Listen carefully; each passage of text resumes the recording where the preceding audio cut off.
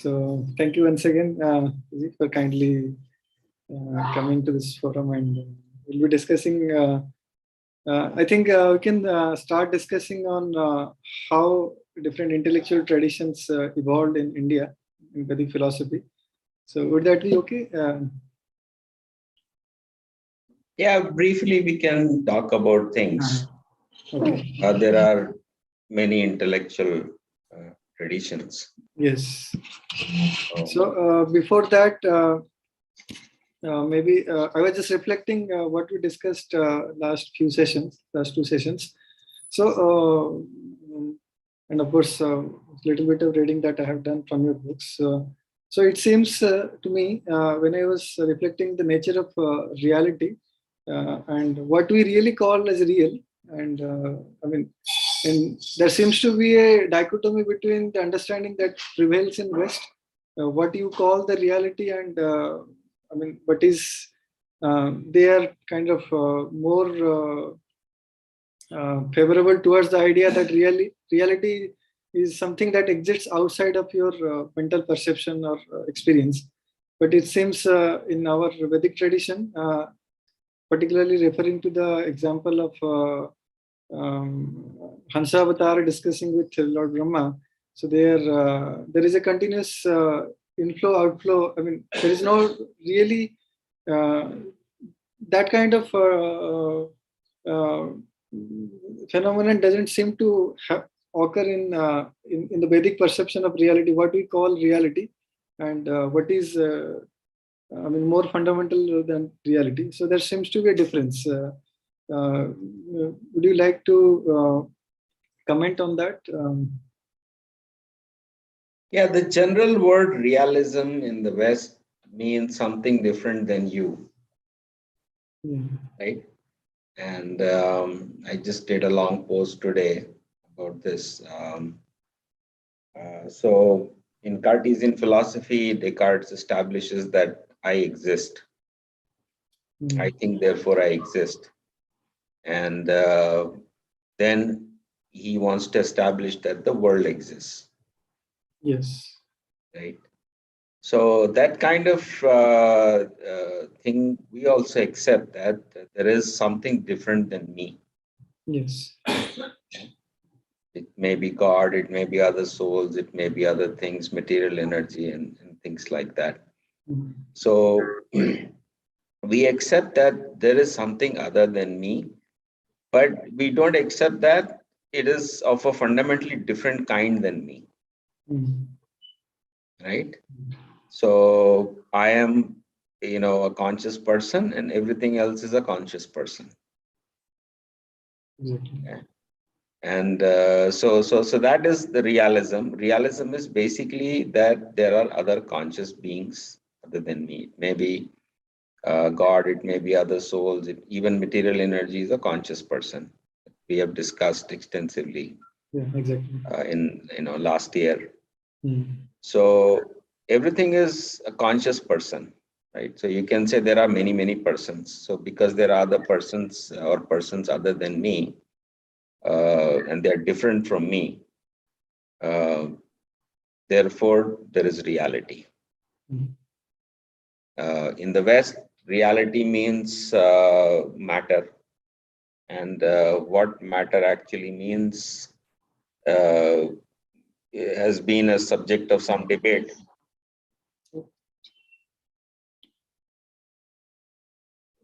I'm sorry for that.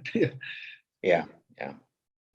So in the West, reality is taken to mean something that is not just different from me, but it's not just different in the sense that there is another thing, but it's also fundamentally different in nature or type, you can say. Okay.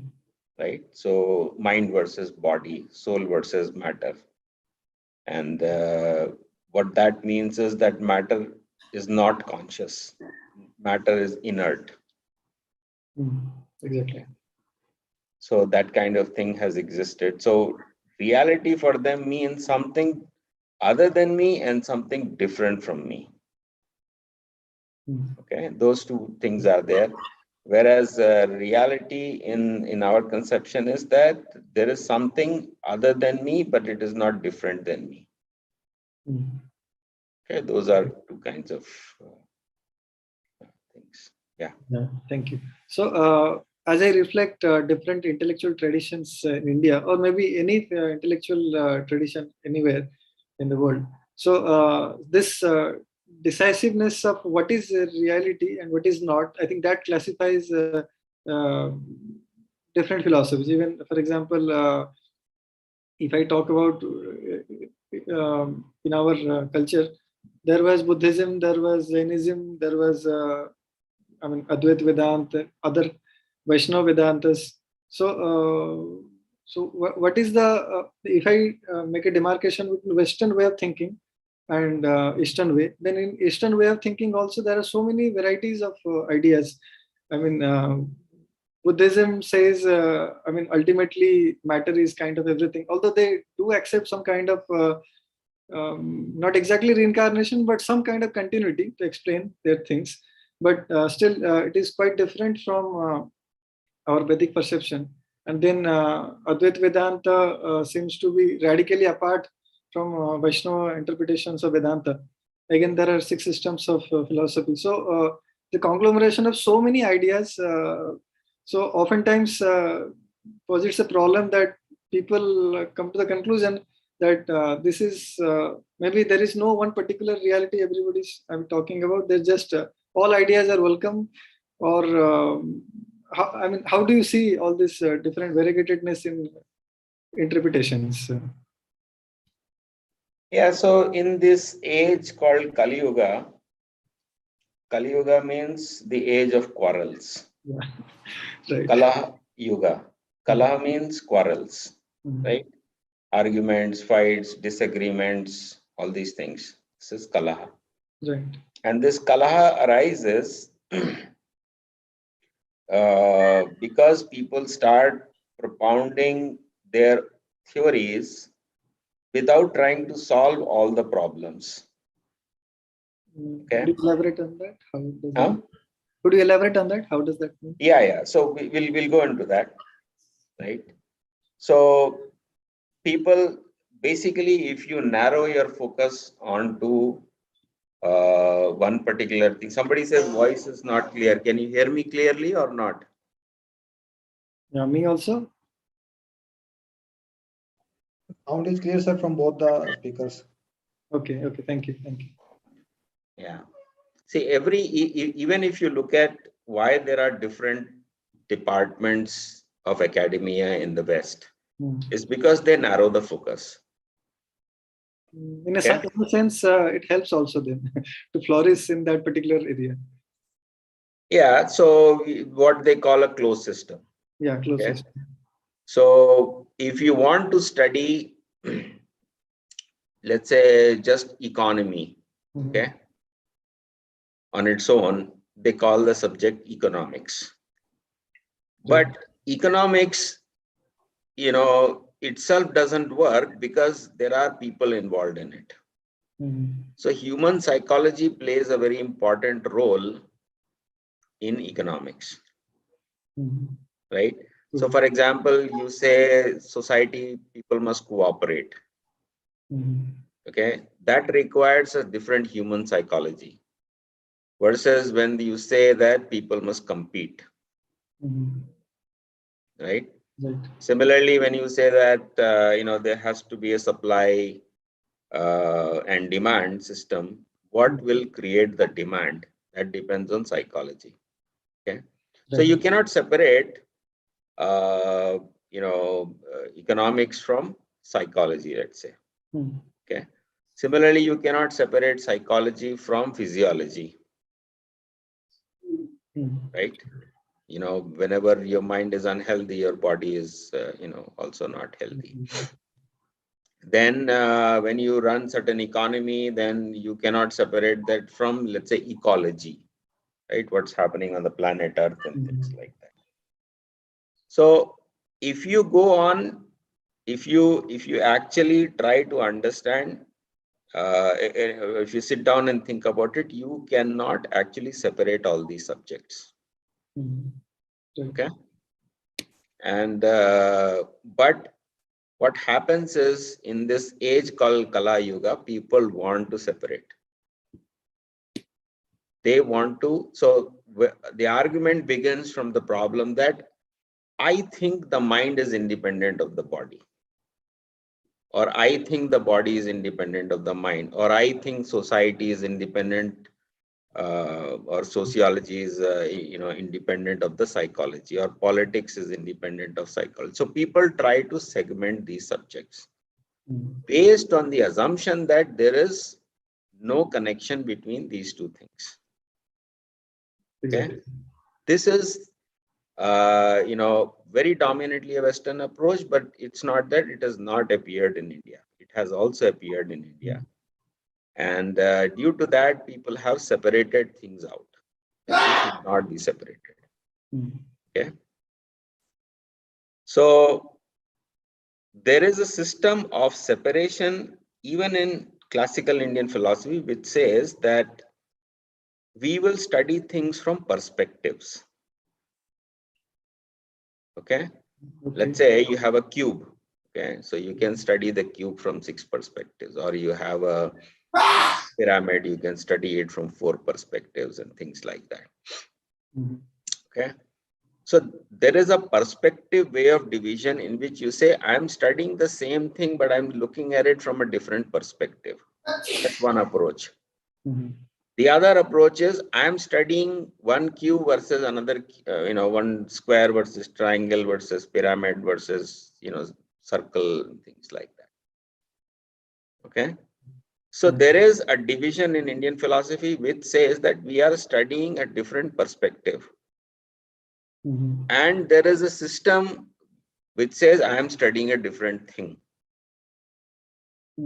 How does that differentiate? Yeah, different. I give you an example: economics, sociology, psychology, physiology, cosmology. Okay, so these are different subjects. Right. Right. It is not that physics is a perspective on the reality and psychology is another perspective and sociology and economics are different perspectives. They're not talking about a perspective, they're talking about a different thing. Yeah, they're talking about a different thing, right? Right. Society, the word is not reducible, to, let's say, the categories of physics and, economic categories like supply and demand are not reducible to the categories of, let's say, the mind. Exactly. Right. So they create different subjects which are supposed to study different objects, subjects and objects. What are these objects? They are all different objects. Okay. And the assumption is that these are separable objects. Yeah. And once that separation is created, then different ideologies are created. Okay. Then people might even come into each subject and say, let's look at it from this perspective and that perspective and, things like that. For example, people might want to study the mind. They have also drawn a distinction between the conscious mind and the unconscious mind. Okay, so let's say the cognitive sciences today will only talk about the conscious experience, whereas Freudian psychology or Jungian psychology would talk about the unconscious. And you can see completely different approaches. Right. Okay, they are not talking about the influence of one thing on the other thing. Similarly, what is the impact of certain culture on the economy? Okay, this is something anthropologists are doing, but not sociologists, not economics, not economists, right? So in this way, this confusion is created because you try to reduce and separate things. This is the meaning of Kali Yuga. Okay, we will try to reduce and separate things, fragment the world. Okay, and we will try, once we fragment, we will say that is not important, this is not important, this is irrelevant, that is bad. All these things will happen. Okay. Yes, true. Because this is like, if you are going to do physics, for example, even in you want to study a billiard ball, Billiard ball has a finite size. Okay. Yes. Yes. But, kinematics will say, oh, the size is not important. Reduce it to a point. Yes, we reduce it to a point. Similarly, when Newton did mechanics, he'll say, oh, a planet has so many trees and birds and mountains and rivers and, so many things, but it doesn't matter. It's just a point, right? So the problem is, moment people want to focus, they want to neglect other things. Okay. When they want to neglect, they will always rationalize that neglect by saying it is irrelevant, it is not important. Okay. And then the other guy who's studying that, he'll come and say the other thing is not important. Yes. Right. So for example, postmodernism nowadays says, oh, science is not important. What is science? You have created some theory. It is your interpretation of the world. Yeah. It is all driven by Western dogmas. Right. And what really matters is how I give the world meaning. And since that meaning is given by individuals, you give a different meaning, I give a different meaning. Therefore, everything is subjective. There is really no objectivity. Whatever you call science is also subjective. That's their argument. Whereas scientists will say everything is objective, there is nothing called subjective. And the meaning, the theory itself is a meaning given by set of people who accept the simple dogma. Yes, yes. So in this way, divisions arise when you say that I will focus on only one thing. Okay. Right. And other things are irrelevant, unimportant, out of focus. Basically, that is the origin of all the conflicts. But in the Vedic system, we always say that we will study the whole. What is the whole? God is the whole. Okay. So we will study the whole. Once we study the whole, then we have studied everything else. It includes everything else. It includes everything else. Even if we study the parts, we would not say this is not important, that is not important. That type of thing, the moment you start saying this is not important, this is not relevant, the moment somebody says, you can assume this is the symptom of Kali Yuga.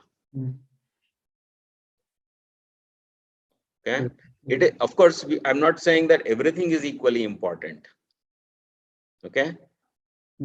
Right. There are more important things, there are less important things, but don't say that it is totally irrelevant. I will discount it while trying to understand something. Okay. So in this Kali Yuga, this fragmentation happens, this division happens. Okay. Right. Now we can study this history, but there is nothing to be proud of in that history. Okay. Yeah. I want to make that very clear, because in India, if you see nowadays, people are going gaga about Indian history. They are talking about last 2,000-3,000 years of history. This happened, that happened, this empire, that empire, so conquered, this conquered. There is nothing to be proud of it. Why? Because this is Kali Yuga. Kali Yuga means fragmentation and division. Divisions of ideologies, divisions of practices, divisions of cultures. Okay, and you can see that manifestation of that division in India. There are so many languages, so many so-called subcultures and states, and nobody wants to be unified. Nobody wants to even accept a fundamental principle on which there can be unity. They give more primacy to, let's say, their caste, their region, their language, than to something called Vedic system, Vedic culture. That is something that nobody even agrees upon. So basically, the thing that united is almost completely forgotten.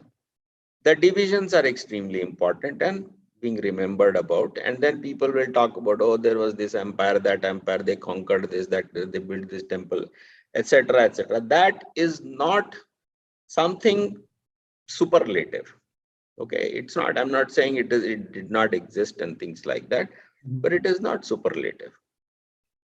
Right? It's not something extraordinary. So if we want to understand what is extraordinary, Mhm. okay, then we have to begin with God, Mhm. Krishna. Okay, so we understand the whole. Once we understand the whole, then we understand everything that is part of it. Yeah, Okay. right. For example, we are obsessed with history of this land. But Mhm. what is this land? Whatever you call India, and it's a small country on this planet, which is a small planet, insignificant planet in this universe, which is Right. an insignificant universe in all the material creation, Mhm. because there are trillions of other universes. Okay, the size of this Bhumandala is, supposed to be some 7, 8, 8, 9,000 yojana or something like that, whereas the size of the universe is supposed to be 4 billion yojanas. Mhm. Okay, so this is 1 millionth, right, of the universe. There are millions of planets like this. Then this is the smallest universe, and this whole material creation is nothing, right? So we are giving so much importance to something that is associated with this land. And that is why I want to emphasize that if you want to study history, keep it with this perspective about the lessons of history, or more, focus on the lessons of history. What went wrong, what went right. Okay, the history itself is not important, at least not to me. If you want to learn history, please go to another university and learn history. Yeah. Okay, they will give you dates and kingdoms and rulers and empires and all those things. That is not going to unite anybody. That's not going to give you any understanding of any unity. We can talk about the philosophical Yes, God yes, evolution. So that will yes. So we have to understand, we have to begin with what is God. Mhm. Okay, and what is the whole truth. And the symptom of Kali Yuga is fragmentation. After fragmentation, then division, fighting, clashes, me versus you versus me, no sense of so that is, this thing has begun. Let's say, if you go back, Buddhism, for example, what is Buddhism? Buddhism says there is no God, there is no soul. Mhm. Okay, Right. which is just like saying Newton's mechanics says there is no notion of size. Earth has no, it's a point particle. Mhm. What did I do? I neglected so many properties, Mhm.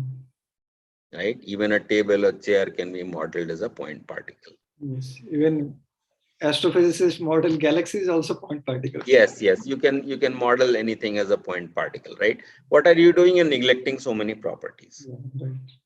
right? So basically, Buddhists come and say that, they accept that there is, something called mind and things like that. But you have to understand, in the Buddhist conception, I've discussed this in many posts. Please go and read that. Mhm. Should. As far as Buddhism is concerned, if you want to think in terms of physics, there is a space, which is you can call matter, the material world, and there are trajectories in that space. Mhm. Okay.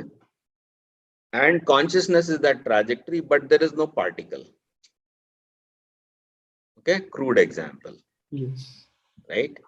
So what is consciousness? It is evolving, evolving, evolving, and then suddenly one fine day, the trajectory ends, and you call that nirvana or whatever, mukti or whatever. It's basically end of experience. Mhm. But there was no particle to begin with. It was just a trajectory. Mhm.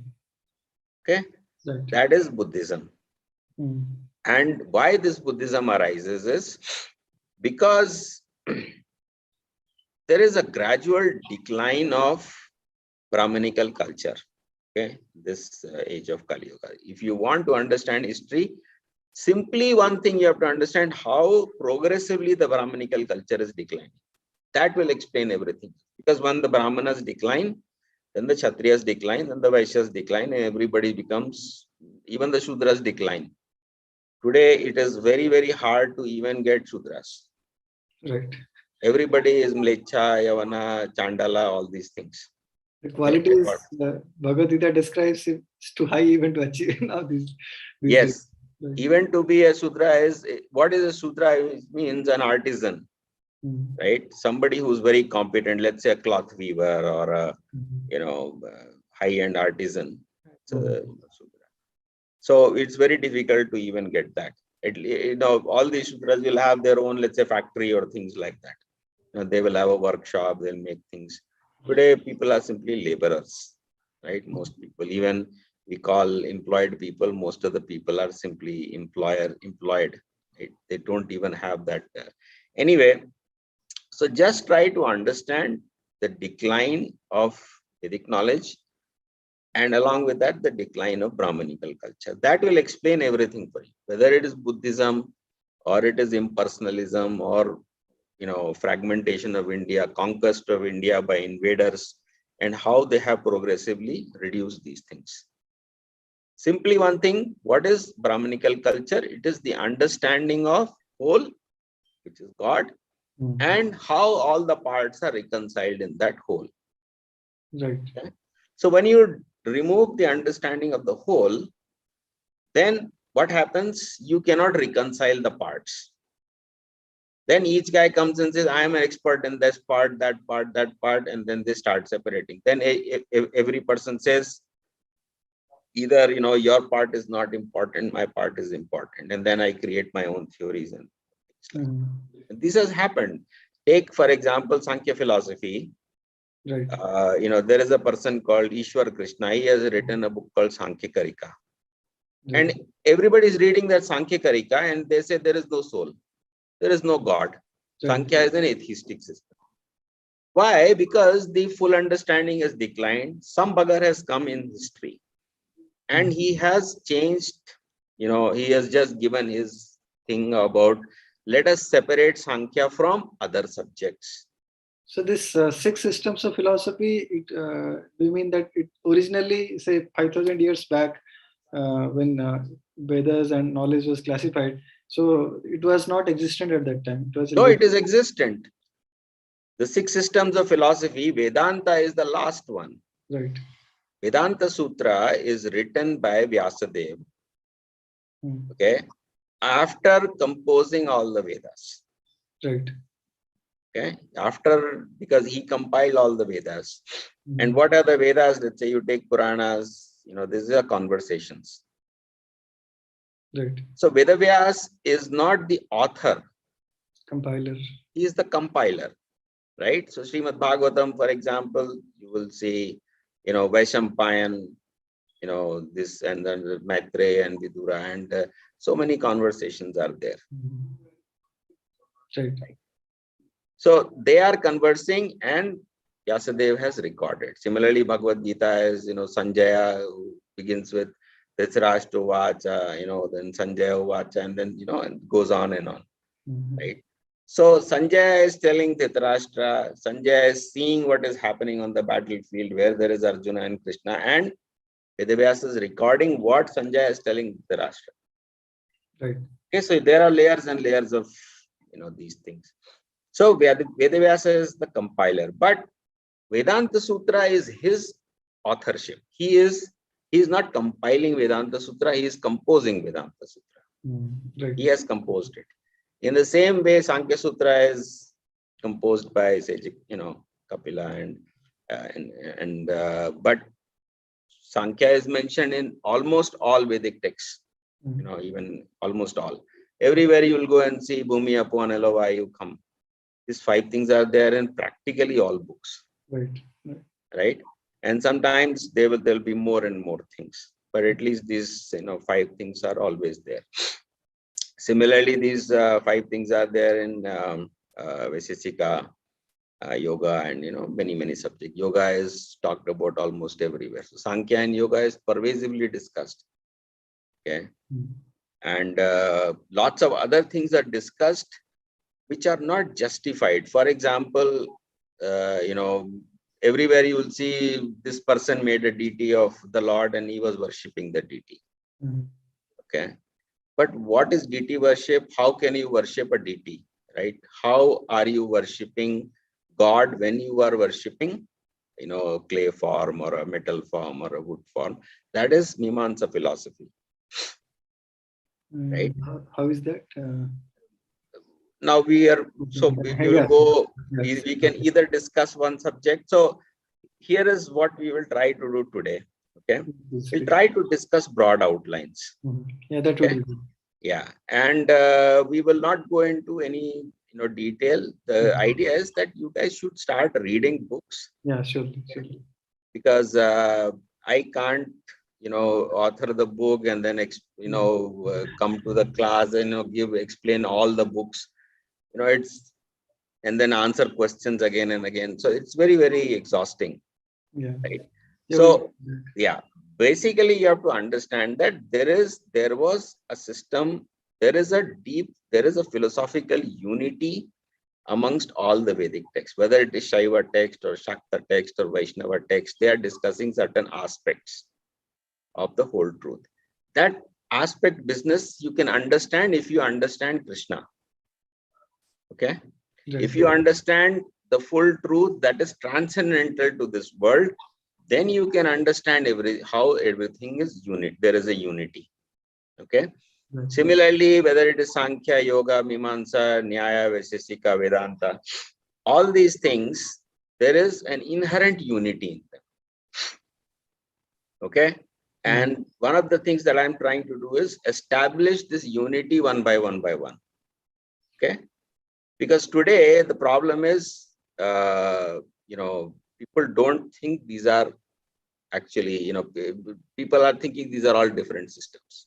Okay? There is no unity. The central problem of fragmentation that exists in West as departments, okay, psychology, sociology, economics, philosophy, physics, chemistry, cosmology, etc., exists in India in a different way. There is Shaivism, there is Shaktism, there is Vaishnavism, there is Sankhya, Mimamsa, Yoga, Nyaya, Vaisesika, and in each of these there are many, there is a Tantra system, there is a Pancharatra system. Okay. Yes. So the same problem that exists in the West also exists in India. Okay. The difference is simply that in the West, they are actually thinking we are studying different objects. Okay. Mind is a different object. Earth is a different object, and cosmos is a different. So they have divided and separated these things. Whereas all these things that we call the 6 systems of philosophy, or Vaishnavism, Shaivism, Shaktism, and all these things, they are actually aspects of the same thing. Okay, like cube has many aspects. Right. Okay, so they are aspects, but because we forgot about what is the unity, therefore we said these aspects are actually different things. Okay, and then this thing has become nearly similar to the Western system, but the problem is in the Indian text, every book is discussing everything in a different way. For example, if you study Mimamsa philosophy, they want to study everything as meaning. Okay. If you study Nyaya, they want to study everything as logic. Okay. If you study Vaisesika, they want to discuss everything in terms of atoms. Right. Okay.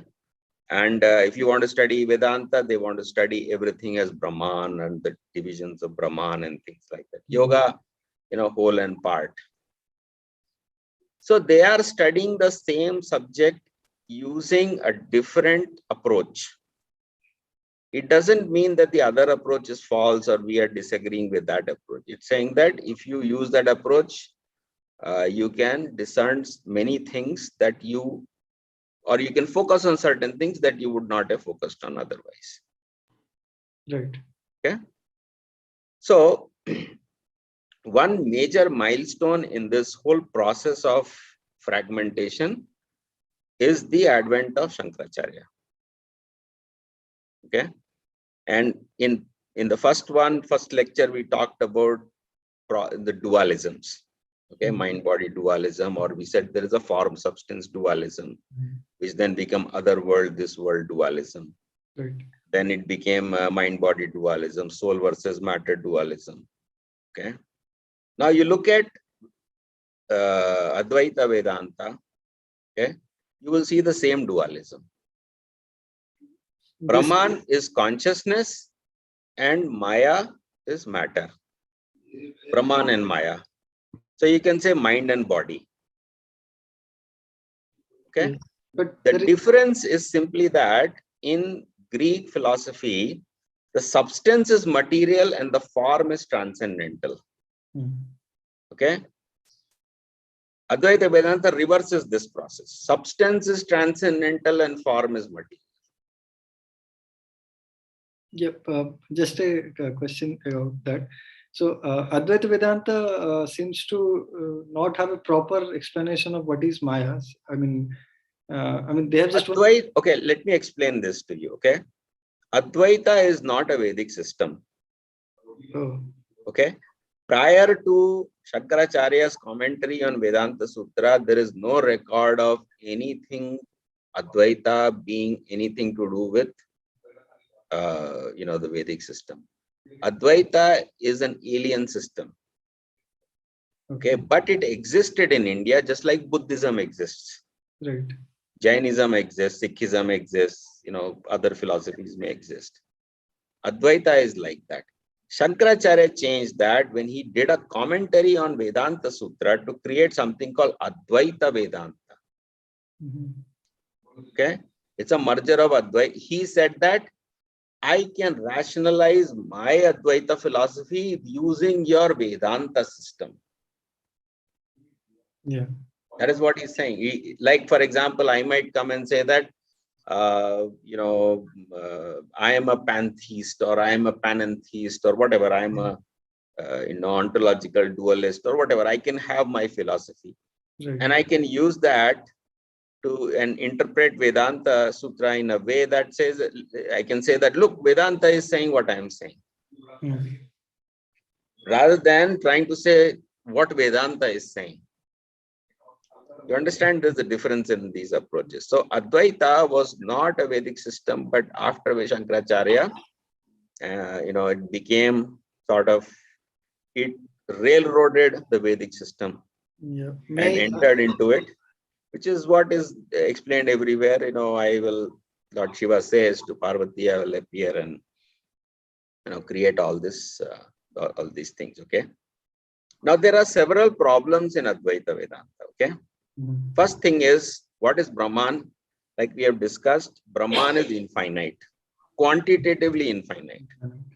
Okay, it is huge. So, and then what is Maya? They will still agree and accept that it's a system of qualities, Sattva, Rajas, Tamas.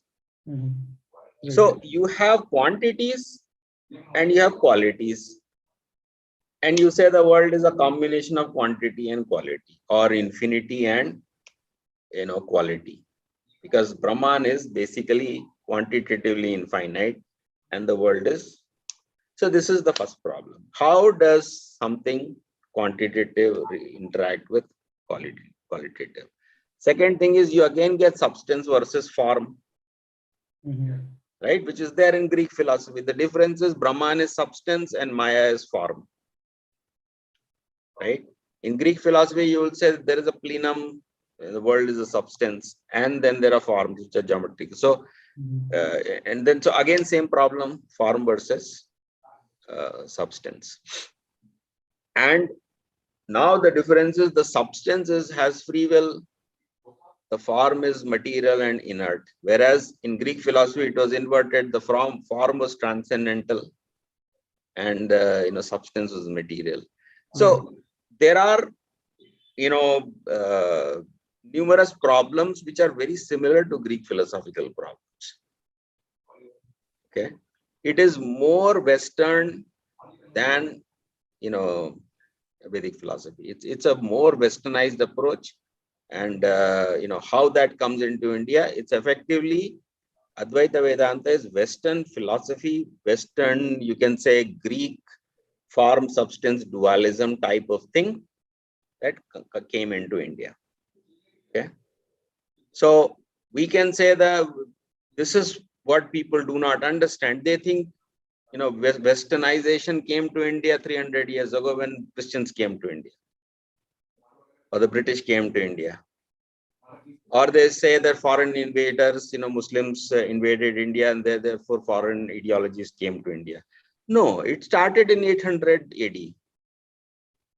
When Shankaracharya introduced Advaita Vedanta, that is the beginning of westernization or introduction of Western ideologies in India. Yeah, this is a little. Okay. So what did Shankaracharya essentially do? He said, look, this whole world. So previously to that, there is a system of dharma. Okay. Dharma means many things. You can do some yajna, puja, and things like that, but it is broader than that, right? Kshatriyas have their dharma, Vaishyas have their dharma, Brahmanas have their dharma. There's teachers, and there is a certain way to behave and things like that. Now, this is societal organization which we call dharma. It is not Sanatan Dharma. Right. There's a difference between dharma and Sanatan Dharma.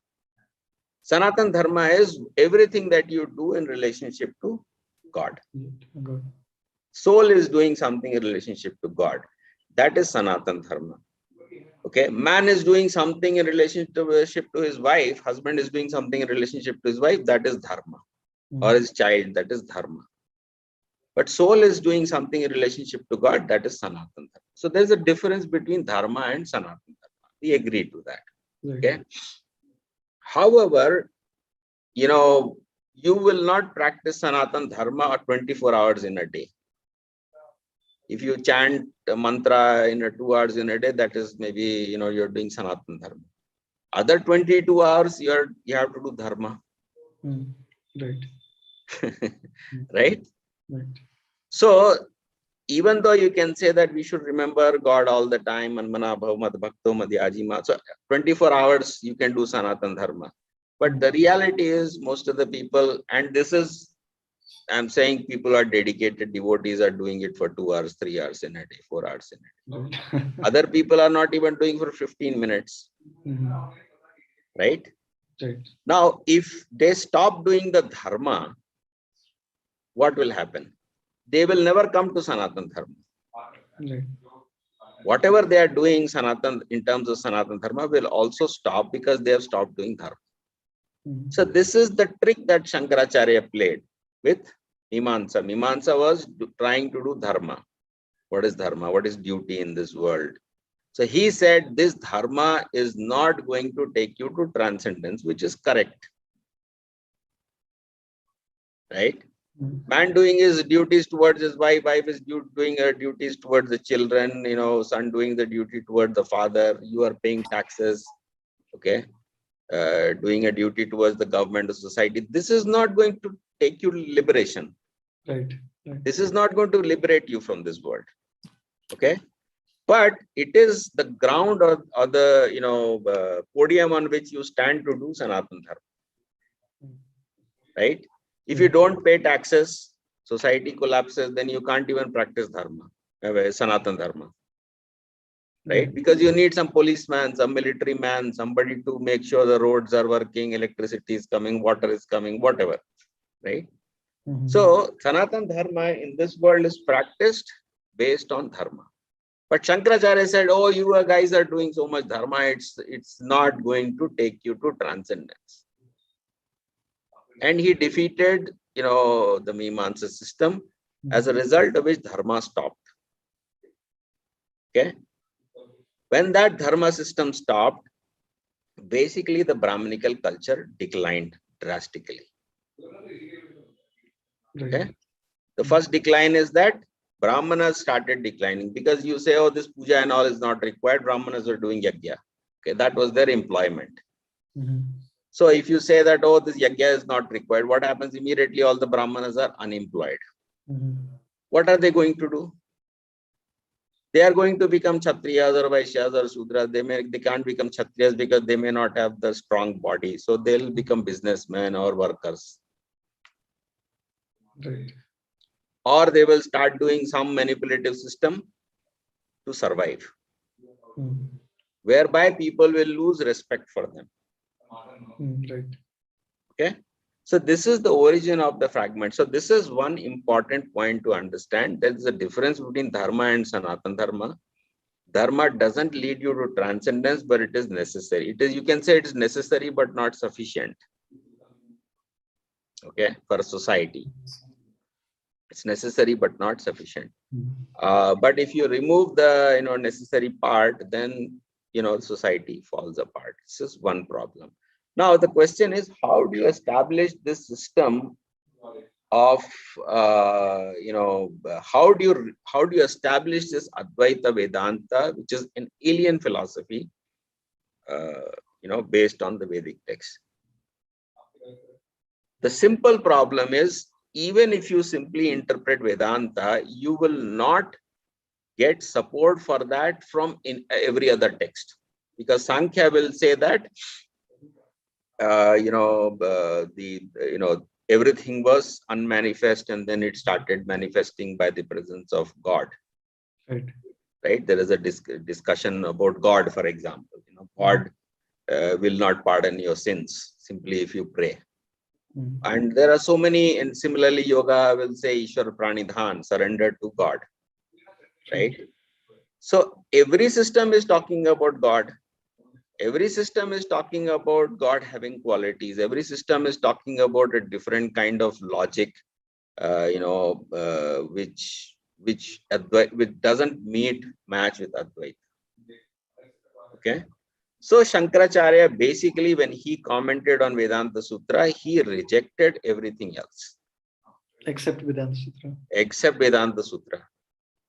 He rejected, he said Sankhya is false. Vedanta is saying Sankhya is false.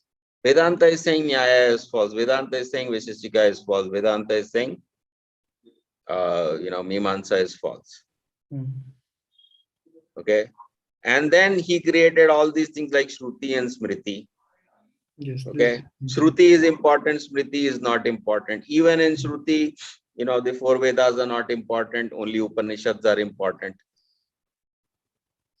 Okay. So he created so much chaos in the Vedic system where people started, now if you, for example, say that, which Sankhya is not important. So what will happen? The Sankhya guy will go separate. Say, to hell with you. Right? So Sankhya will separate from Vedanta. Yoga will separate from Vedanta. Okay. Vaishnavism will separate from Vedanta. So in this way, numerous fragmentations have been created by Shankaracharya commenting on Vedanta Sutra, bringing in something alien, which was not compatible with the Vedanta Sutra itself. Okay, it's very, very difficult to do that.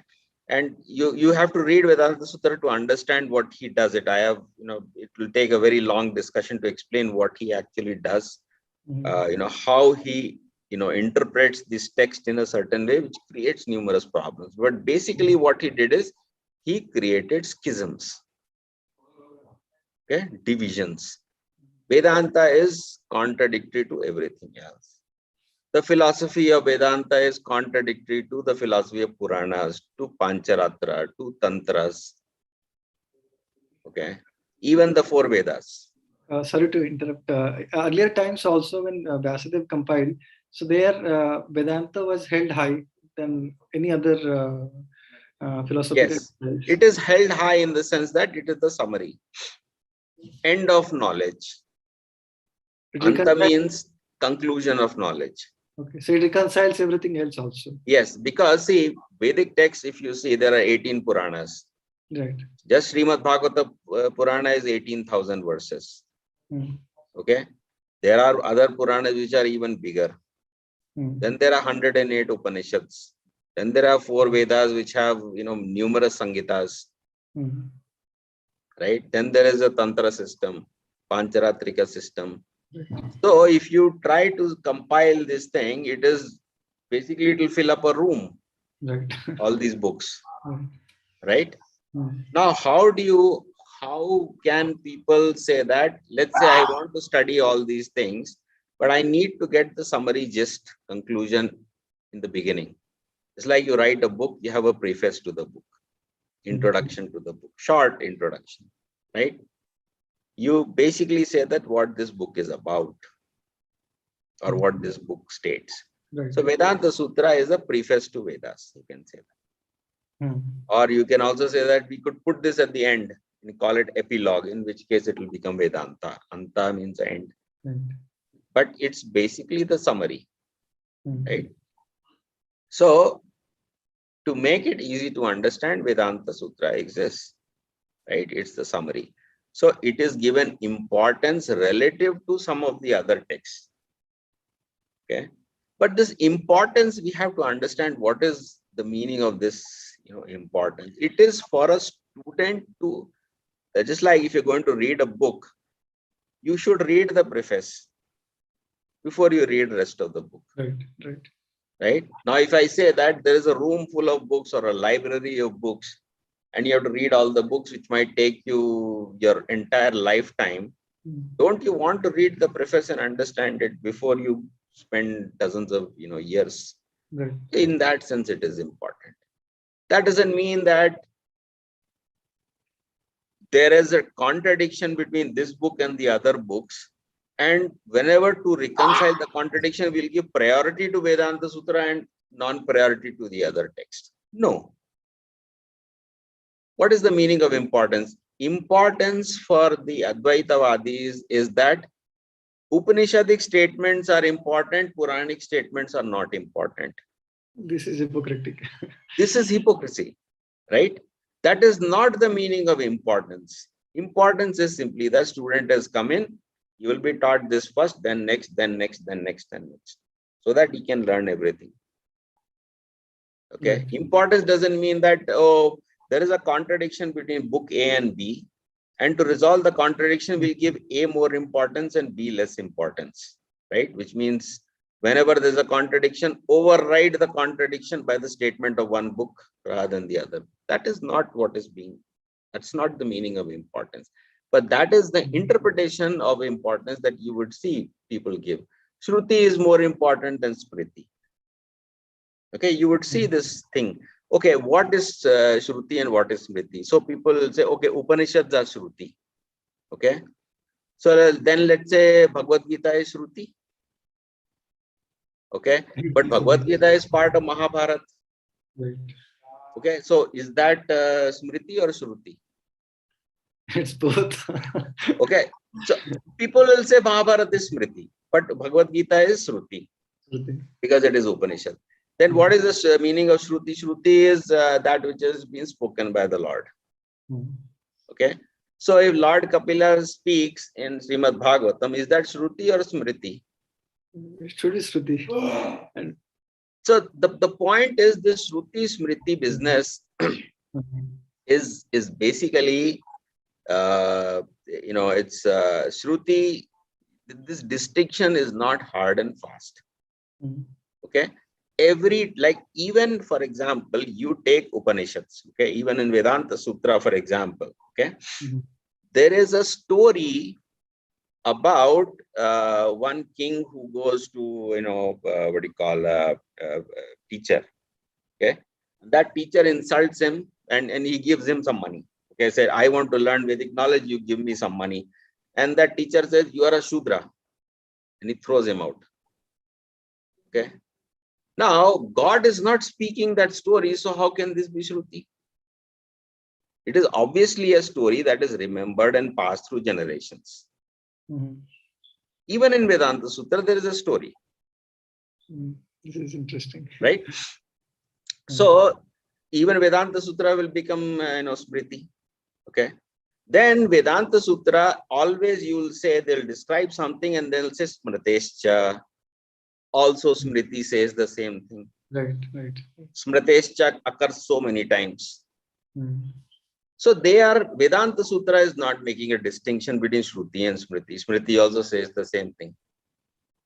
But you will always see, oh, Shruti is important, Smriti is not important. Upanishad is important, 4 Vedas are not, Puranas are not important. So you can clearly see all these things, going on because of Advaita Vedanta, because they created schisms. Everywhere you will see they create schisms. They come in and they say, this is not important. That this is exactly what I was telling you at the beginning. I am studying the particle length is not important. Okay, This is the meaning of schism.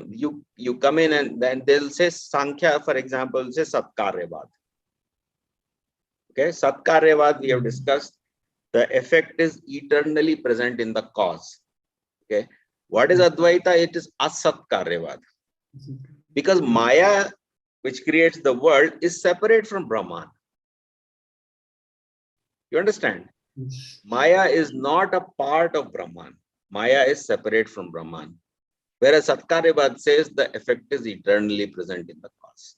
Yes, sorry to interrupt. Actually, I have a long-standing doubt on this issue of in the Advaita and Vaishnava schools. If in Advaita school, when they talk about Maya as separate from God, the Brahman, and Brahman is the reality in the sense this is all. I mean, if they say there is no distinction, no duality. This is all that they have. But then, what is Maya then? Is it false? How do they really? No. Maya literal translation is that which is not. No, that is in the Vaishnava understanding. Yes, even in Vaishnavism, even in Advaita system, that which is not. This is why they call it illusion. Remember, you were talking about illusion. Yes. Okay. So what does it mean that something is not? Okay. Let us say you are a full person. Okay, Jyotiranjan. Right. But you talk with your mother in one way, you talk with your father in another way, you talk with your friend in another way. Okay, you talk with, let's say, your employer in another way. When you are talking with your employer, some things are hidden. Okay, when you're talking with your mother, a lot of other things are hidden. That is Maya. Which means you are not seeing the full thing. Right. Not in connection. Huh? Not in connection with the whole. No, I did not say that. I'm saying you as a person has many aspects. Right. Okay. All the aspects are not visible all the time in all the places to everyone. Right. Okay. That aspect business is what is. So this, when the aspect is not visible, then it is called hidden. So that is Maya, you were saying. Yes, Maya simply means, let's say, for example, Nrsingadev appears from a pillar. Right. Okay. So God is there in the pillar also. Not just as Paramatma, the full God is there. Yes. Every form of God is there in the pillar, including Nrsingadev. That's why we worship the deities. Yes. So no, see, don't go everywhere. Just stick to one point. Okay. That is where we worship the deities. No, that is not what I'm saying. That you can worship the bed also. No, that is not possible. Right? You can worship any object and say, I'm worshipping God. That's not what we are talking about. I'm saying God is there. Maya tatamidam sarvam jagat avyakta murtina matasthani sarva bhutani na chaham teshu avasthita. Okay, so I am there in everything. Maya tatamidam sarvam, but it is avyakta murti. It is hidden. Okay, my full form is hidden. I am so. Everything that is you are seeing is manifesting parts of God, partial qualities of God. Right. There is some beauty in everything. There is some wealth in everything. There is some, all the, like Krishna says, I am the taste of water, light of sun and moon. Okay. Yes. So everything is God partially. That is true. Okay. Everything is God partially. So what has happened? What happened to the remainder? Did God cut himself into pieces? No. No. God is covered by Maya in this material world, such that Maya will show a part of God. That is. Okay. So the definition of Maya, that which is not, what is it not? Not God. So this is with respect to the observer, like me and others, who are part of this world, and they are trying to see the reality. So for them, this kind of curtain that hits. Yes, you can say it's a filter. I It's a have done filter. this in many books. There is a book called Moral Materialism. It discusses this topic about Maya at great length. Maya is a filter. Right. It is filtering reality. That reality is God. So for Advaita Vedantist, I mean, particularly followers of Sankara, so Shankaracharya. So the Maya is a factual existence or not? Maya is a factual existence. Yeah, I mean, okay, see, we can discuss Advaita for hours. Okay, Yeah. because Advaita has many doctrines within it. Okay, there is a Parinamvad, there is I forget all the names now. There are many doctrines. Some doctrine, you know, will say that the world is an effect of Brahman, like a transformation of Brahman. It's like clay became a pot. Okay, this is called Parinamvad. I think Vivarta, I think. Vivartavad. Yeah, Vivartavad, Parinamvad, all these things. The point is this, okay? We can go into depth into this, but I can't do that on these lectures. Okay? We can You just, guys have to invest time and study these things, you know, and read the books. Then, because I mean, simply one subject of Vedanta is, you know, 1,000 pages. yeah, right. How to summarize that in a 1 hour? It will take 1,000 hours, right?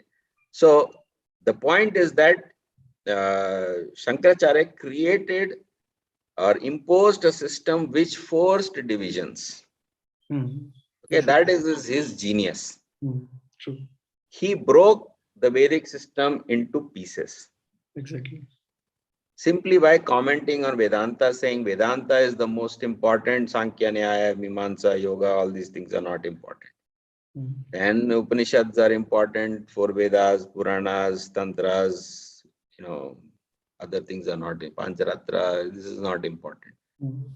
By creating this not important or, you know, unimportant, false, he basically put into doubt the certainty or the truthfulness of the Vedic system.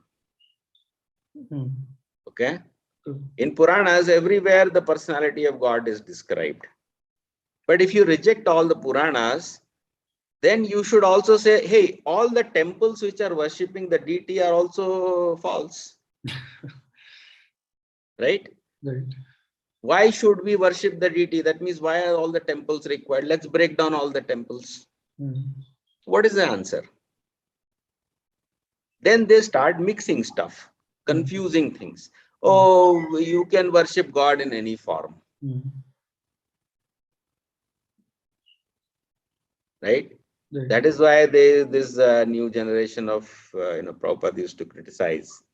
And it's a jato mat tato pat, as many beliefs, as many paths. Right.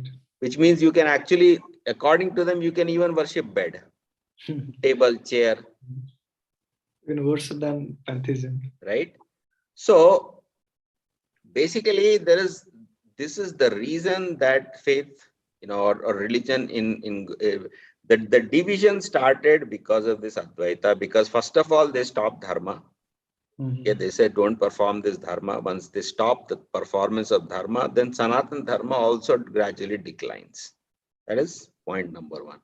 Second thing is, from a textual perspective, they say that this is not important, that is not important. They create divisions instead of unity. Right. Okay. And once they create divisions, what happens? Everybody takes their book and says, to hell with you, I am going and creating my own parampara system. I am, you know, my Sankhya system is separate, Nyaya is separate, Mimamsa is separate, Tantra is separate, you know, Bhakti is separate, Jnana is separate, Yoga is separate. This is what has happened today in 1200 years. Okay, there is no glory in this history. It is a highly unglorious problem. Okay. And we have to undo that problem. That undoing means destroy all these divisions and establish the unity. And when I say destroy the divisions, I don't mean, everything is false. I mean to say that this conflict between, these things everybody's saying, today you can ask anybody what is Hinduism. They don't know. Is Hinduism, worshipping Ganesha? Is it Vishnu? Is it Rama? Is it Krishna? Is it Durga? Is it Shiva? Is it what? Or is it, Brahman, or, none of this, or simply a way of life? For outsiders, it's all khichdi. Khichdi, basically. Right? Right. So this khichdi business has happened because of Shankaracharya. He created a major damage. He broke things down, created fragmentation. Once the fragmentation happened, India started. There is a there you will find a lot of posts on my blog. You can go and read them. You would see this history discussed in detail. We can't repeat that because it requires a very elaborate discussion. Plus, it's already there. Those who are interested will read, and those who are not less interested or not interested. So once Shankaracharya had created all these divisions, okay, then successive acharyas like Vishishta Advaita.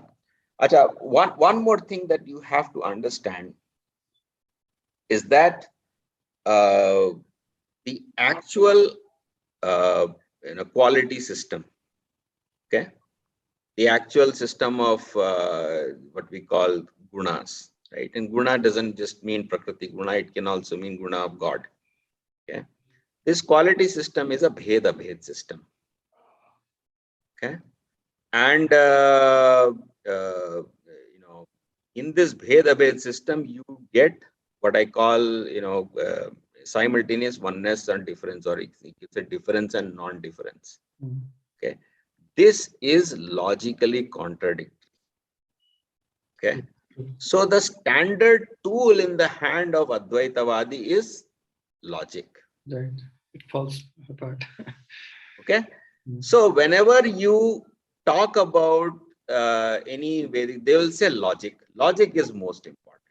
Right. And you are talking about something logically contradictory, because Bhed and Abhed, how can it be Bhed and Abhed?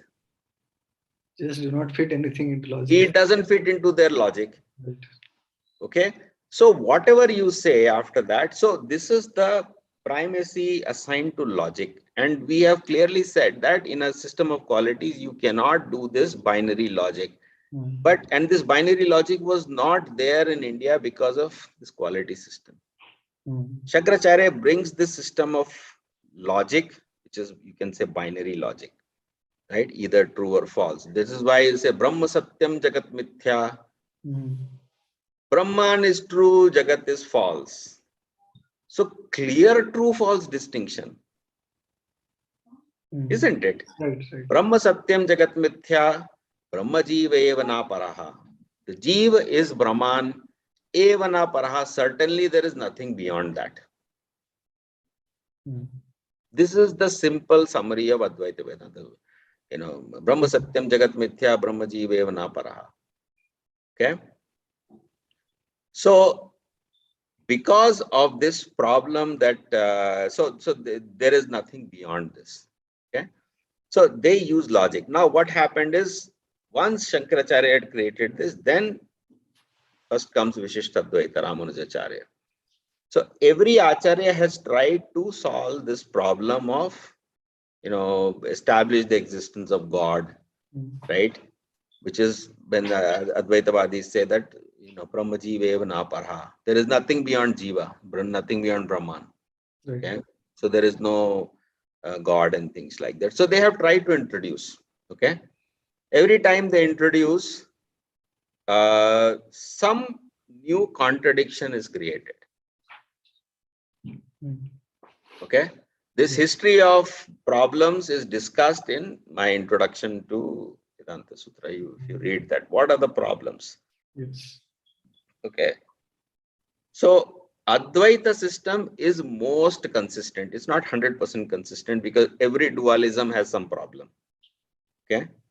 But you can say it has less logical problems compared to all the successive systems. So Vishishta Advaita has more issues. Dvaita has even more issues. Shuddha Advaita has more issues, And then Bheda-Abheda has more issues. Advaita, Acintya Bheda-Abheda is the most inconceivable. They have come to the point where they say we just cannot conceive it anymore. Opposites glued together. Yes. Whereas Advaita, let's say it's conceivable. They begin with conceivability and we ended with inconceivability. The spectrum means the problems are consistently growing from a logical standpoint. Right. Therefore, whenever you try to solve a problem, right, whenever any acharya try to solve a problem, Advaitavadis will always criticize and say, you have created a new contradiction. You are not logically consistent. So logic is the tool to beat for everything. Right.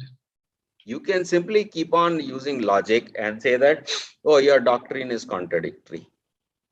But who says that the logic itself is the prime? That is why Bhakti created a schism and said, oh, you guys are relying on logic. We don't rely on logic. We just rely on Bhakti. So division between Jnana and Bhakti was created. Why? Because they are beating on logic and people are not able to say this is not logic. There is another logic. We use a different logic. Bheda-Abheda logic. Better logic, which is what Bheda-Abheda logic, the quality system logic. Right. You can say non-binary logic. Okay. So this whole history of 1200 years is simply about using logic to create divisions, fragmentation. Then when successive acharyas try to reconcile the problem, you keep using logic to beat it back and say, hey, your system is contradictory, more contradiction. But what the acharya is saying, hey, so many Vedic statements are being left out, right? We want to bring Vedanta has to be the conclusion of Veda. Veda is all the books, and we will bring all the books conclusion into Vedanta. But Advaitavadi will say, no, Purana is not Veda. Tantra is not Veda. 4 Vedas are actually not Veda. Only Upanishad is Veda, and Vedanta Sutra is, it has. So basically, somebody is trying to bring more Veda into Vedanta, whereas this guy is saying, no, it is actually not important. It's secondary. Whenever you are bringing in, it's creating contradictions. Yeah. So what is happening? Fighting, basically. When fighting happens, then divisions happen. Okay. So even in Vaishnavism, you will see Shuddha Advaita is one parampara, Vishishta Advaita is separate parampara, Dvaita is separate parampara, Bheda-Abheda is separate parampara, Acintya Bheda-Abheda is another parampara, and Advaita is separate parampara. So 6 paramparas. 6 paramparas simply based on one book called Vedanta Sutra. Other 5 systems, separate paramparas. Tantras, separate parampara. Pancharatrika, separate parampara. 4 Vedas, separate parampara. You see? Right. How big the problem is. Okay. And it is all originated from that single point. If I just, sorry to interrupt, maybe. So, if I refer to Srimad Bhagavatam, particularly 4th, 5th chapters, where first canto, so the statements comes like Vyasadeva, through his successive disciples, grand disciples, he classified Vedas and started different paramparas for the dissemination of this knowledge. Yes. Somebody, Paila became in charge of something, Gemini became in charge of something. So, in a sense, parampara also existed during Vyasadev's time. Yes, parampara exists doesn't mean fighting exists. Yeah, right. That is true. Right? Parampara exists doesn't mean fighting exists. Like, for example, in the Vedanta Sutra, you would see Vyasadeva quoting Gemini. Vyasadeva quoting somebody called Ondolumi, you will see he is citing other people. He says, Vyasadeva says, Jaimini says like this, Ondolumi says like this, so and so says like this. So he is citing other people. Just like you write a paper, you cite other as references. He has done referencing. Right? Because Vedavyasa has cited Jaimini, therefore Mimamsa had to have existed before. Right?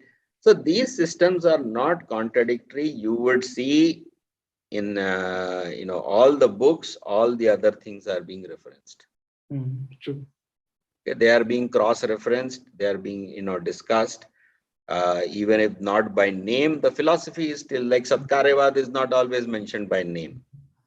It is so rampant everywhere. But it will be there everywhere. Arthavad in this Mimamsa doctrine is called Arthavad, the doctrine of meaning. The reality is all meaning. Right? And Satkaryavad says the effect comes out of the cause. Arthavad says everything is meaning. So one meaning comes out of another meaning. Yeah. Right. That is Sankhya. But they are not talking about it in that way, but these guys are talking. Okay. So there is no contradiction, but this contradiction has been apparently created because of this material world is a system of qualities, but those qualities are illusory. Okay.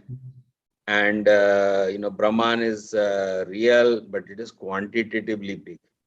Quantitatively big means it is no form. Right. It has no qualities. Not hot, not cold, not bitter, not sweet, not big. I mean, nothing.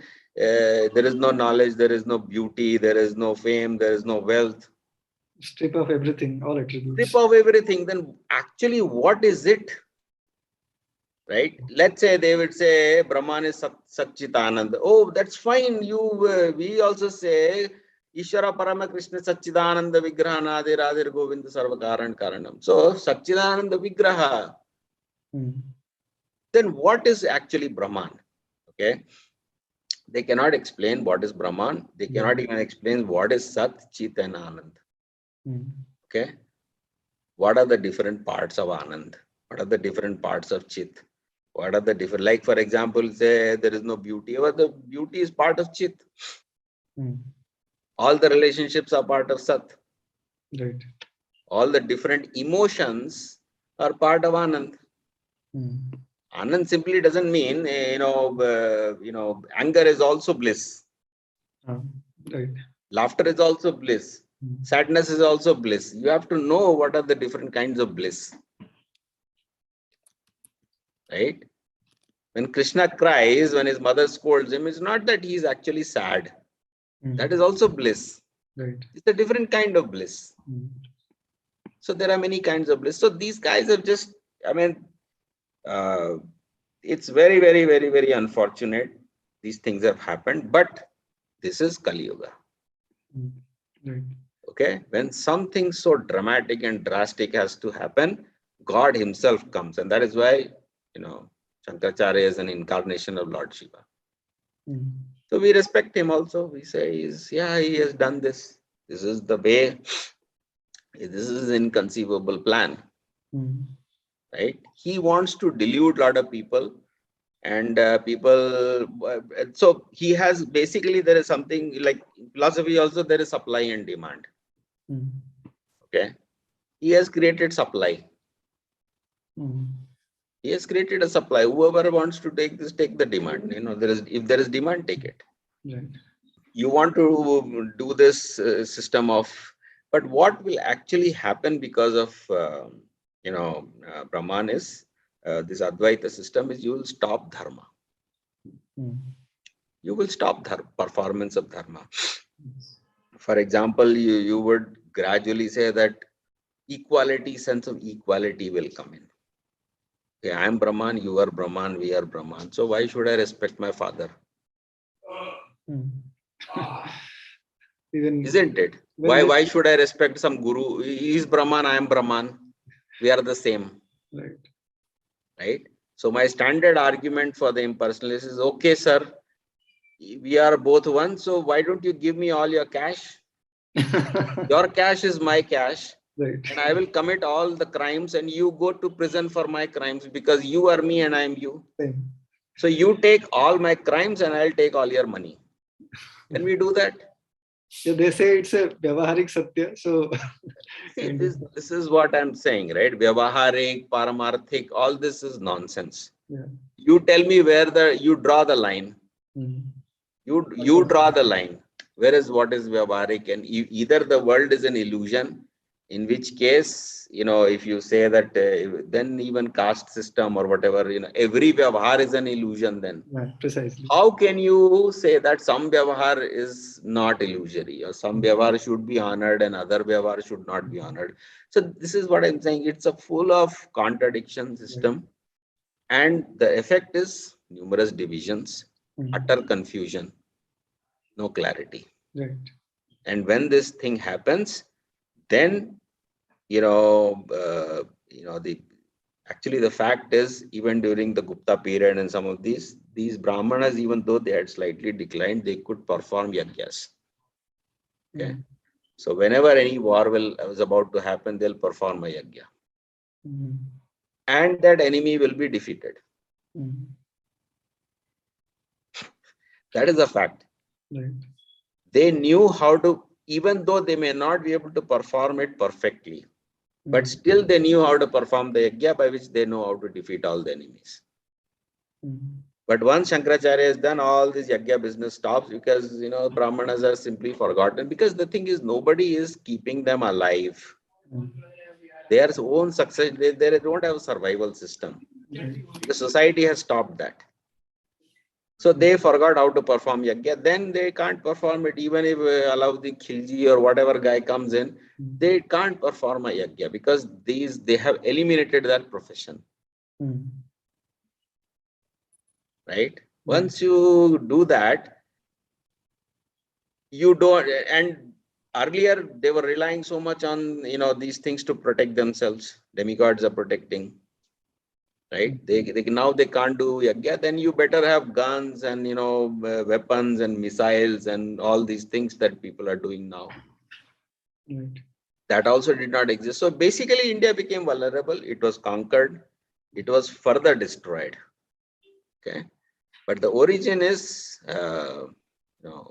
philosophical. This thing, and if we want to change that, at least we have to understand what the problem is. Okay. It is true. Yeah, I think you answered so nicely this aspect. Quite enlightening. Yeah, and one of the thing is, see, you have to understand, around the time of Lord Chaitanya's appearance, okay, there is a very big bhakti movement all across India. Okay, it is not just Lord Chaitanya. There is, if you know Indian history or little bit, there is Surdas, Kabir Das, Mirabai, lot of these poets are there. They are all Tulsidas, right? Yes. They have advocated and promulgated bhakti across the board. And basically this impersonalism and Advaita system died. Absolutely, it was dead because of the revival of the bhakti system. If you read Lord Chaitanya's movement, he goes to Varanasi, he defeats all the impersonalists, whether it's Prakashan and Saraswati, all the big guns he has defeated. And they all became disciples of Lord Chaitanya. Just like these Mimamsavadis, they became disciples of Shankaracharya. And then all the descendants of Shankaracharya, they became disciples of Lord Chaitanya. So what is the impersonalist system? It is dead. It is effectively dead. It's like Buddhism in India. It's dead. Okay? It was dead.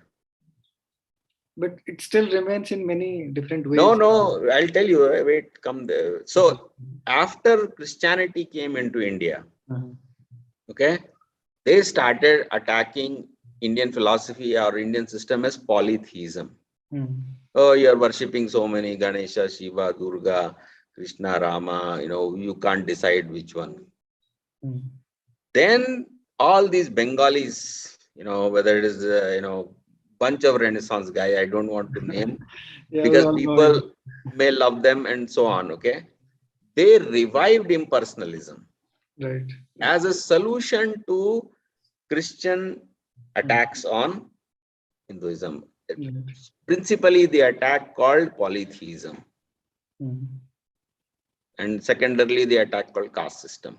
Mm. Okay. So then impersonalism was revived in India through whatever is called the Bengali Renaissance or Indian Renaissance. Mm. You can go and read. So it was revived after it has been killed by the Bhakti movement. Surdas, Kabir Das, Tulsi Das, Mirabai, Rahim, Ras Khan. There are so many of them, and of course, Gaudiya Vaishnavism. Of course. And, revival of Vrindavan by the 6 Goswamis and things like that. Mathura, all these things. So they have wiped out and defeat of impersonalists by going into their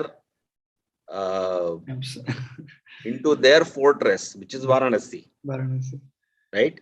Mm. So the personalists went into their fortress and defeated them. Similarly, for example, even after that, if you see Baladev Vidyabhushan, he was being accused of, oh, you don't have a commentary. So he wrote a commentary, right? Where is all this accusation coming from? From numerous parties saying that you don't have books, you don't have this, you don't have that, so we don't recognize you. But the Vaishnavas or the Bhakti they comprehensively defeated all these people. Right. This was wiped out. It was revived by the so-called Bengali intellectuals. Okay. Right. And at that time, Calcutta was the capital of the British Empire. Right. So these guys were English educated. Okay. They started all this, they started writing things in Bengali and English, and they were the intellectuals. The rest of the India was poor. They don't even know what's going on. They're not even educated at that point in time. So impersonalism was presented as the true version of Hinduism to the British. They said, no, this is all that you are talking about, polytheism, caste system, is actually not Hinduism.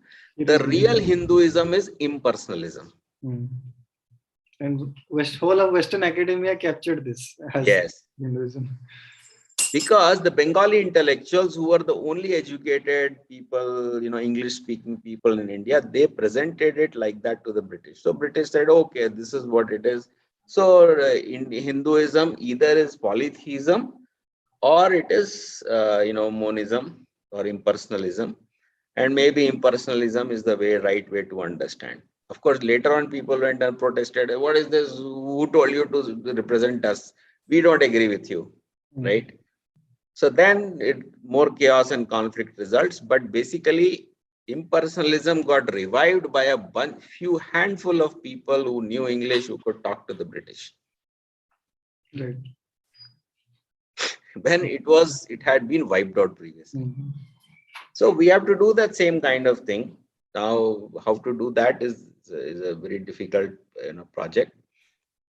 But you can read these things and understand. Certainly, your commentaries on Vedanta Sutra, it's really commendable. So, yeah, we have to read all these things. We have to understand. Commendable and all is, is fine. I mean, I don't like to take any credit for those things. Whenever God, Krishna wants any dumb, fool can do anything. Mukam karoti vachalam pangum langayate girim yat kripatam aham vande Sri Guru Dintarinam. Mukam karoti vachalam. Dumb will become orators. Okay. So my oratory is actually dumbness. But I have some, grace from anyway. But basically, mukam karoti vachalam. This first sentence applies to me. It's humility. I'm not actually very smart or intelligent, but mukam karoti vachalam. Yeah, it was so fascinating to hear this. Very briefly, you summarized practically the essence of the whole of intellectual tradition. This was really awesome. And so, festival for the years. So, I'm really thankful to you.